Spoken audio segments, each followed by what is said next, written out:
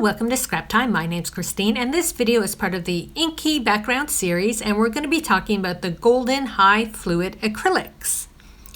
Now this is a fluid acrylic paint, and I'm going to do a comparison between the fluids and the Liquitex inks, because this is golden, the other ones were Liquitex.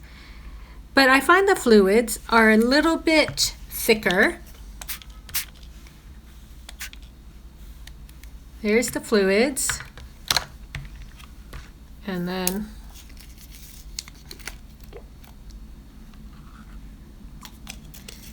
this is the inks. So you can see that the fluids have more pigment. It's a little bit thicker paint versus the inks, even with the when I put the water on.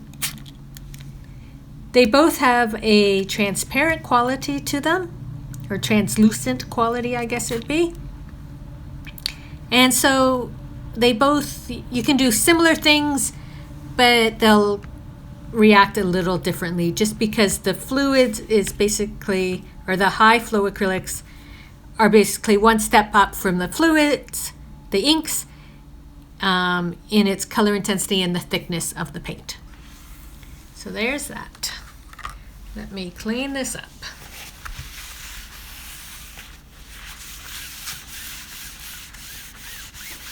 So now that I've shown you the fluids, I'm going to show you a few samples.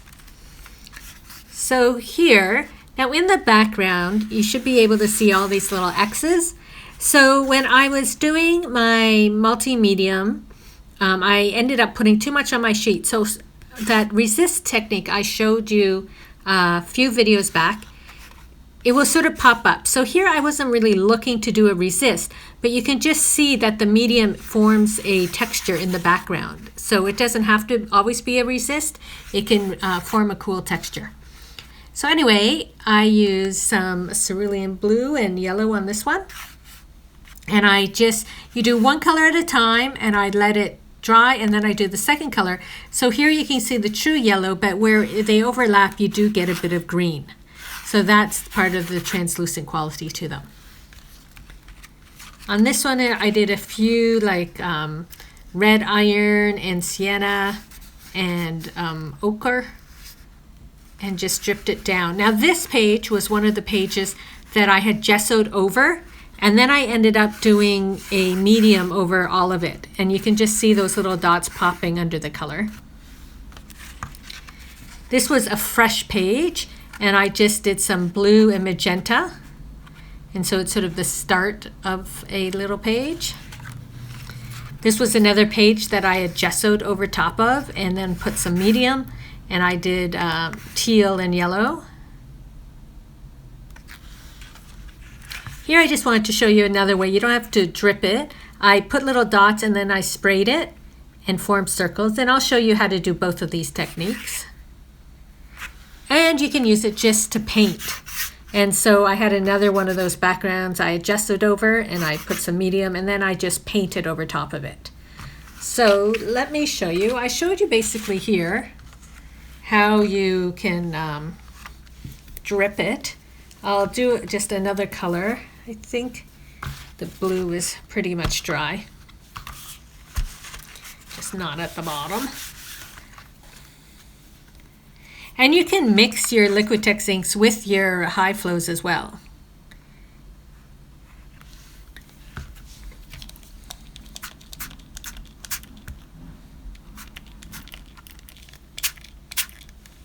Now when I get a line like that, I just want to, even if I'm washing it out, I don't like the steady line, so I'll just spritz it a bit, and just to make it not so like a steady line. When I have a little puddling like this, I'll pick up some of that. And so again, you can see this was green gold, how when it goes over the blue, it changes color a bit, but then over here it has its true color. And it's really great. You can layer these, as I did before, over acrylic paints or make it as a base. So that's the dripping portion of it. Now to form the circles, what I did is I put some like that And then I spritz my water. You want to spritz down on it. And see, it just forms that circle. And you can swish it around a bit. And then I'm going to dry it with my heat gun. And as I'm drying it, I'm going to move it around a bit so it forms a few of those circles within the circle.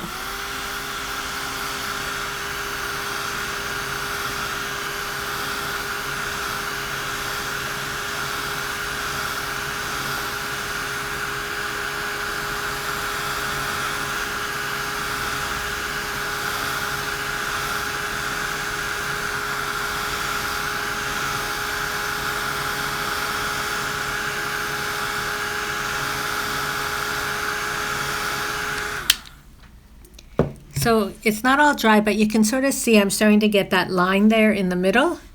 And so if I was to come in now with paper towel and absorb it, I now have a couple lines and circles. And so I did that, dried it, then I did the next one, and I overlapped them a bit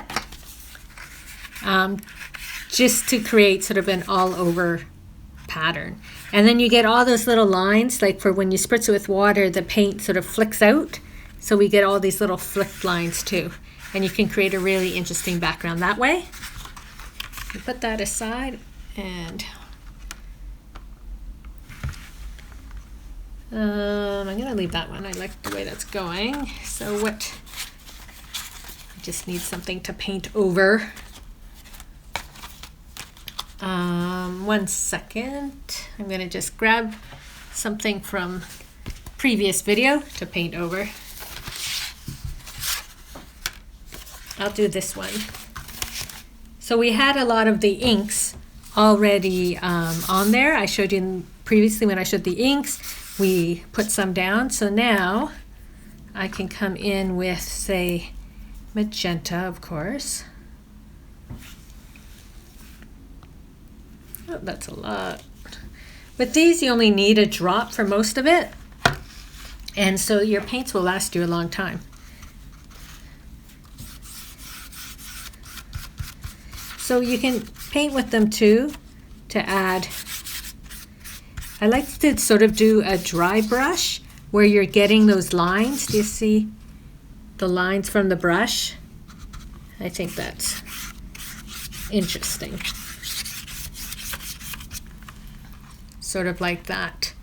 And then here I just painted over it. So you can just use them as a paint as well to add depth to your projects. But I like to use them for dripping down and creating different textures like that. So that is the Golden High Flow acrylic paints. Again, the high flow acrylic paints wouldn't be available at your crafting stores. They're available at art supply stores. So in the States like Dick Blick, or in Canada at Curry's. You can get them online as well as in store. And it's fun just to get a couple colors to start and play with them and see if you like them and test them out. And maybe it'll be your new favorite paint to work with. Thanks for watching. Be sure to give our video a thumbs up and subscribe to Scrap Time videos on YouTube. And for more Inky backgrounds, be sure to check out the Inky background playlist.